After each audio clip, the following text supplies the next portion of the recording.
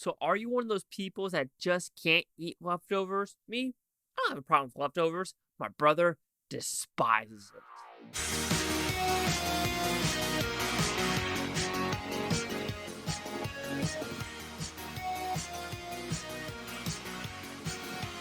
Chase, Verlaque here with the Blue Futon reviewing Thanksgiving. What's about pretty simple premise. About a year ago, what a year ago for doing it in today's day and age? Black Friday happened, but deaths happened at Black Friday because of greed, people just being assholes, and people just wanting the goddamn waffle makers. Now, 1 year later, someone is taking revenge on people that had something to do with that Black Friday massacre. Who's going to survive? Who's going to die? Does Eli Roth know what he's doing behind the camera? So, if you're not a movie connoisseur and Eli Roth's, filmography, you got Hostel. You got Hostel 2. You got Cabin Fever. You got, what was the other one he just did recently? Why am I drawing a huge blank? Oh, yeah, Green Inferno. So, you know what? He kind of knows what he's doing in this genre, and he does it perfectly. If you want to know where Thanksgiving came from, it was a fake trailer between Planet Terror and Death Proof, and now it's a real-life movie with great kills, great gore, great humor, great grindhouse-to-ness, and it just works very smoothly. So we're talking about the positives. Like I said, this is an hour and 40-ish minute movie, and it zooms by quick. Each character has his own little backstory. Each character is kind of believable. Each character has its own gravitas to them where you're like, I could feel the difference between them. Like, it's just really, really fun. I think the story itself, it knows it's not taking itself too seriously. It knows what it's trying to do.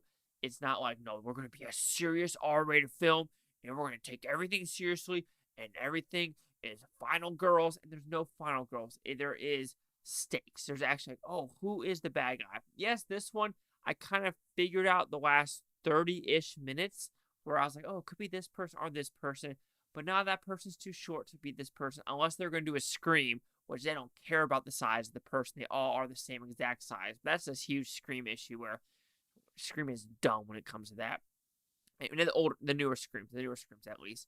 Yes, fun movie, fun score, fun humor, just funness, good gore. There are some gore where you're just like, oh my god, like that shit is crazy.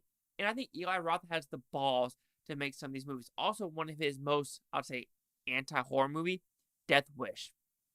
He got a lot of flack for that movie he shouldn't have gotten. But there's a good side character, let's just say that he sells guns and has like a ring.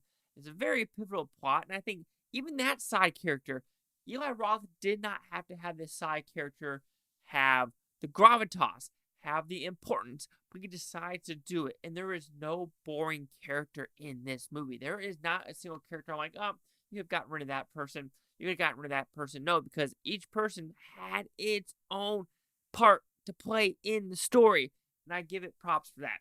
If I could give some negatives, I could say, yeah, some stupid character choices. Sure, there's always going to be stupid character choices here and there and around the square where you're just like, should you really be going down that hallway by yourself? Like, come on now, you know your friends might be dead, but should you really be doing that? But there were also just smart character choices like, yeah, I need to get a gun. I'm about to die. Like, it just makes sense if I have a gun. Or just other situations where people are like, maybe I shouldn't do that, and maybe I should pay attention to other people, and it's completely fine. But overall, Thanksgiving, I had a blast. I think everyone in the audience had a blast. Everyone was laughing, have a good time. The gore was there. The gore was hysterical. The overall scenarios, I'll never look at corn on the cob holders ever again the same. I'd said that in Yoda talk. Horrible. So Thanksgiving will receive a 4.5 out of 5 of Futons. It was at 90%. So let's see the critics' news scores gave this one. So I have critics at 87% with 54 of them. No audience score yet. This might be Eli Roth's highest ranking movie. I think it might be. No, it's called The Shark is Still Working. I don't know what that is. Anyway, let's talk about, oh yeah, he has Borderlands coming out. Critic consensus. Combined belly-busting humor with delightful over-the-top gore, Thanksgiving is a feast for Grindhouse fans. Absolutely. If you want to see a funny... Oh, and there was one good jump scare where sometimes jump scares are annoying, but this one got me. And I was like, nope, that is a very, very solid jump scare. 87.90. Chase Sock here with the Blue Futon. Like, comment, subscribe. Let me know things Butantopia. You Butons have a great day. I don't care what you say tomorrow, week, tomorrow, month, for a year, for every single freaking one of you. Do you like Thanksgiving? Or are you one of those weird people that calls it Friendsgivings? If you call it Friendsgivings, I don't think I can be friends with you. I don't. I just can't. It's just too cheesy and just is so politically correct.